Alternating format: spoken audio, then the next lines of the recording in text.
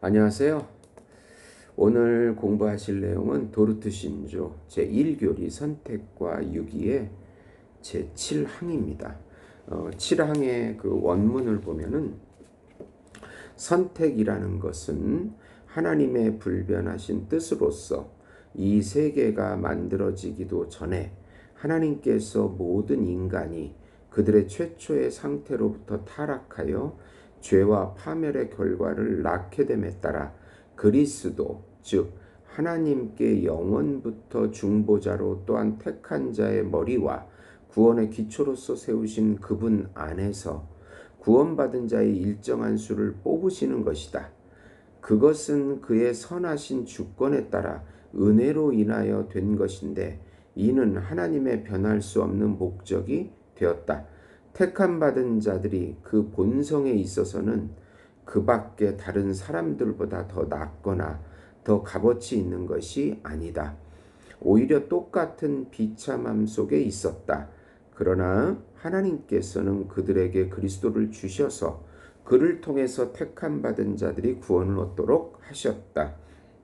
하나님께서는 그들을 부르시고 죄에서 벗어나게 하셔서 말씀과 성령으로 그분과 교통하도록 하시고 그들에게 참 믿음을 주시어 의롭다 하시고 영화롭게 하셨다.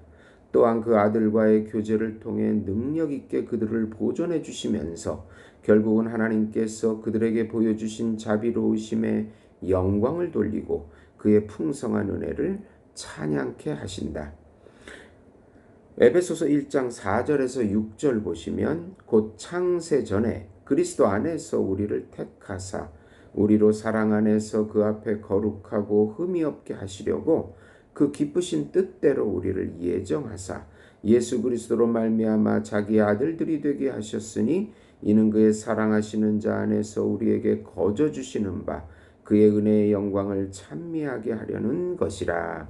로마서 8장 30절에 또 미리 정하신 그들을 또한 부르시고 부르신 그들을 또한 의롭다 하시고 의롭다 하신 그들을 또한 영화롭게 하셨느니라. 네. 이게 본문인데요. 이제 이 오늘 7항은 하나님의 선택인데 이 선택교리의 위치와 중요성에 대해서 말해주는 부분입니다. 하나님의 선택은 구원교리 전체의 기초를 놓는 매우 중요한 진술입니다. 단순히 하나님이 사람을 구원하시기로 하셨다라는 선언에 그치지 않고 그 선택이 언제, 어떻게, 무엇을 근거로 이루어졌는지를 분명히 밝히고 있습니다.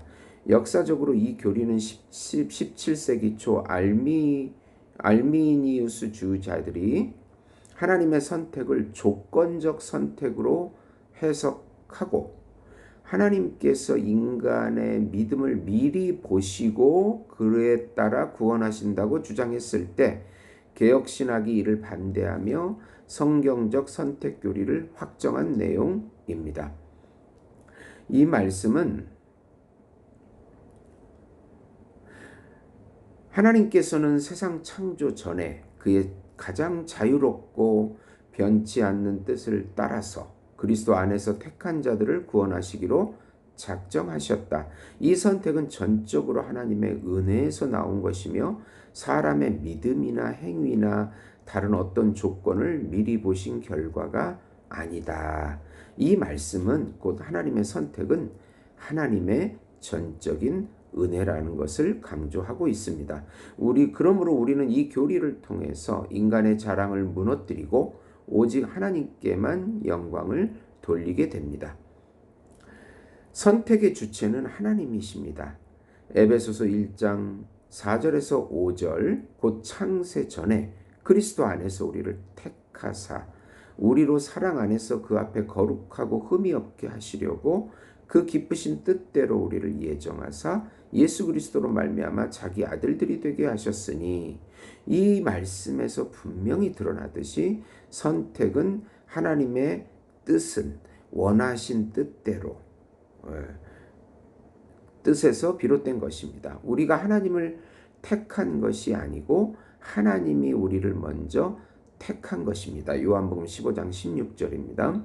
선택의 시작점은 우리의 결심이나 노력이나 신앙심이 아니라, 그것을 보고 선택하는 것이 아니라 하나님의 주권적인 의지입니다. 선택의 시기는 창세 전입니다.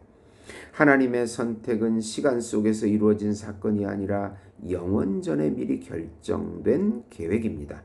디모데후서 1장 9절은 하나님이 우리를 구원하사 거룩하신 부르심으로 부르심은 우리 행위대로 하심이 아니요 오직 자기 뜻과 영원한 때 전부터 그리스도 예수 안에서 우리에게 주신 은혜대로 하심이라. 이 말은 곧 하나님께서 세상을 창조하시기 전, 인류 역사가 시작되기도 전에 이미 그 백성을 마음에 품으셨음을 의미합니다. 이것은 우리 구원의 안전성과 확실성을 보장하는 강력한 근거가 되는 것입니다. 선택의 근거는 전적인 은혜입니다. 로마서 9장 16절에 그러므로 원하는 자로 말미암도 아니요 다른 박질한 자도 말미암도 아니요 오직 긍휼히 여기시는 하나님으로 말미암이니라. 하나님의 선택은 결코 사람의 선행이나 믿음을 미리 보고 보신 결과가 아닙니다. 어떤 사람은 하나님이 미리 보시고 내가 믿을 줄 아셨고 그래서 나를 선택하신 것이라고 말하지만, 성경은 선택이 믿음의 원인이 아니라 믿음이 선택의 결과라고 말합니다. 하나님이 먼저 선택하셨기 때문에, 은혜를 주셨기 때문에 우리가 믿게 된 거지, 우리가 믿었기 때문에 택함 받은 것도 아닙니다. 결국은 믿음도 하나님의 선물인 것입니다. 선택의 내용에 있어서는 그리스도 안에서 선택하십니다. 하나님의 선택은 결코 그리스도 밖에서 이루어지지 않습니다. 하나님은 구원을 계획하실 때 반드시 그리스도를 중보자와 구속자로 세우시고 택하신 자들이 그리스도 안에서 구원을 누리도록 정하셨습니다. 에베소서 1장 4절에 그리스도 안에서라는 표현은 하나님의 선택이 단순히 명단 작성이 아니라 구속사의 중심이신 그리스도와의 연합 속에서 이루어진 것임을 보여줍니다. 그러므로 선택 교리를 이해할 때 우리는 항상 그리스도와의 관계 속에서 해석해야 합니다. 한 농부가 봄이 되기 전에 곡식을 심기 위해 씨앗을 고릅니다. 그는 창고에 있는 수많은 곡식 중에서 특별히 건강하고 싹이 잘 트고 추수 때까지 잘 자랄 씨앗을 미리 골라 별도의 자루에 담아둡니다. 아직 밭에 심지도 않았지만 농부 마음대로 이 씨앗들은 내가 끝까지 책임지고 돌볼 것이라는 계획이 서 있는 것입니다.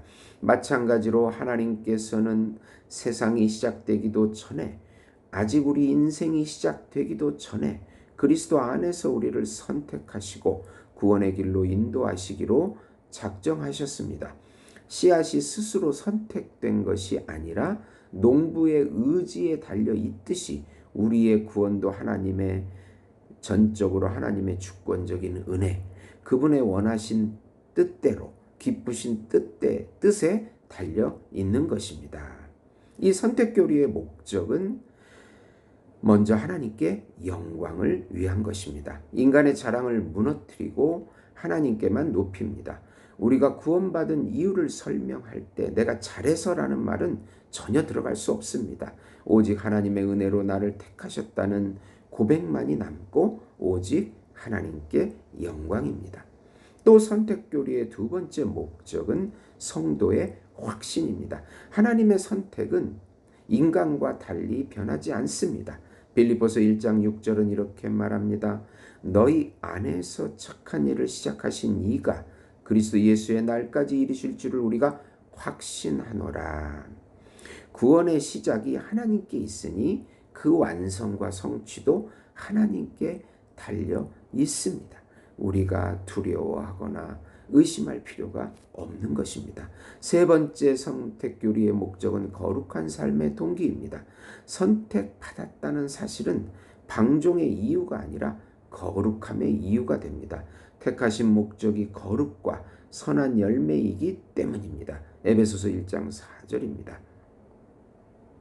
여기에서 좀 잘못된 이해와 오해가 있는데, 하나님이 다 정하셨다면 난 아무것도 안 해도 된다, 이런 주장들이 있습니다. 성경은 하나님의 선택이 반드시 믿음과 회개라는 열매를 맺게 한다고 가르칩니다. 사도행전 13장 48절입니다. 또 다른 오해는 하나님이 일부만 구원하시니까 불공평하다, 무슨 사랑의 하나님인가 라고 의견을 제시합니다. 공평의 기준으로 보면 모든 인류는 사실 죄로 인해 멸망받아야 합니다. 그런데 하나님은 전혀 받을 자격이 없는 자들을 은혜로 택하셨습니다. 이것은 불공평이 아니라 은혜입니다. 네. 또 알미니안주의자들이 또 반론을 하나 피는 것이 있는데, 세상의 삶에 있어서 영광에 이르도록 변함없이 선택받은 자의 열매나 자각이 없으며 더욱이 이에 대한 확실성도 없고 다만 가변적이고 불명확한 조건이 있다고 의견을 제시합니다. 그러나 불확실한 확실성이라고 말하는 자체도 우스꽝스러울 뿐만 아니라 성도들의 신앙 체험에도 위배되는데, 성도들은 분명한 의식을 가지고 구원받은 사실을 기뻐하며 하나님을 찬양한다고 에베소서 1장에 말합니다. 또한 그리스도께서는 제자들에게 너희 이름이 하늘에 기록된 것으로 기뻐하라고 누가복음 10장 20절에 말씀하십니다. 또한 사도 바울도 악마의 사악한 권세에 대항하여 싸우는 성도들을 향하여 누가 능히 하나님의 택하신 자들을 송사하리요, 로마서 8장 33절이라고 말했습니다. 네. 그러므로 우리는 감사와 찬양 속에서 우리의 구원이 하나님의 전적인 은혜임을 인정하고 감사해야 합니다. 확신 속에 순종해야 합니다. 하나님의 선택은 변치 않으므로 담대하게 신앙생활 해야 하는 것입니다. 우리 기분에 좌우되지 않고 우리가 죄를 지었다 해도 회개하고 하나님 앞에 나와서 평강을 얻을 수 있습니다. 전도와 선교를 해야 합니다. 하나님이 반드시 그의 백성을 불러내실 것을 믿고 열방의 복음을 전해야 하는 것입니다. 스펄전 목사님께서 하나님 선택에 대해서 이렇게 말씀하셨습니다. 하나님이 나를 선택하신 이유를 묻는다면 나는 답할 수 없습니다. 다만 나는 이렇게 말할 수 있습니다. 하나님이 나를 선택하신 것은 내가 택할 만한, 선택될 만한 사람이었기 때문이 아니라 그의 놀라운 사랑 때문입니다. 라고 말했습니다. 이 도르트 신조 1교리 제7항은 이 사랑과 은혜의 비밀을 선포합니다. 우리는 하나님의 선택이라는 이 교리를 통해서 겸손해지고 하나님께 영광을 돌리며 거룩한 삶으로, 또 전도와 선교의 삶으로 응답하게 되는 것입니다. 들어주셔서 감사합니다.